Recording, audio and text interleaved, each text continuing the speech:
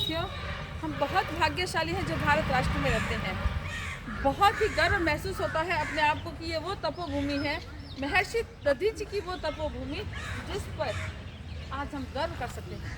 वह पीपल का वृक्ष। देखिए, सबसे पहले तो ये जानना आवश्यक है कि महर्षि दधीचि थे कौन। अथर्व और चित्ती की संतान थे महर्षि दधीचि, और उनको कहते हैं कि जन्म से ही योग का ज्ञान था। वो योग किया करते थे। 22 वर्ष की उम्र में भी, कितनी छोटी आयु होती है, वो समय तपस्या कर रहे थे।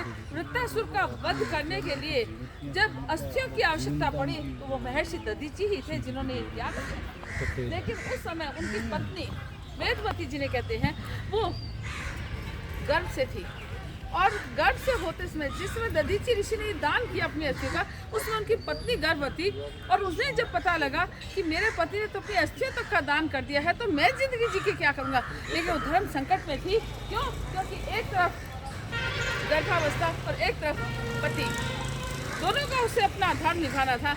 लेकिन वेदवती जी ने भी योग क्रिया से उस पुत्र को जन्म दिया जो उनके पेट में पल रहा था, और उस पुत्र को इसी पीपल की छांव में रखा। यही वो पीपल का पेड़ है जिसने उस शिशु का पालन किया।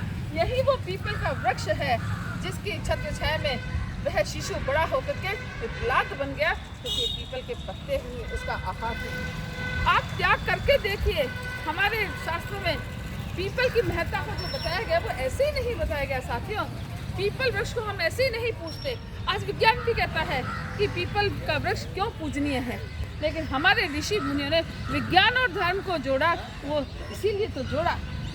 आज ये पिछलाट की इस भूमि पर, इस पीपल की छांव में मैं खड़ी होकर के अपने आप को धन्य महसूस कर रही हूँ, क्योंकि मैं भारत राष्ट्र में रहती हूँ।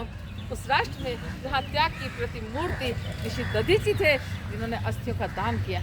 आप भी आइए साथियों, इस ऋषि मुनि की धरती पर एक बार इस वृक्ष कांड को अपने माथे पे लगा करके देखिए, कितनी असीम शांति मिलती है। जय श्री राम।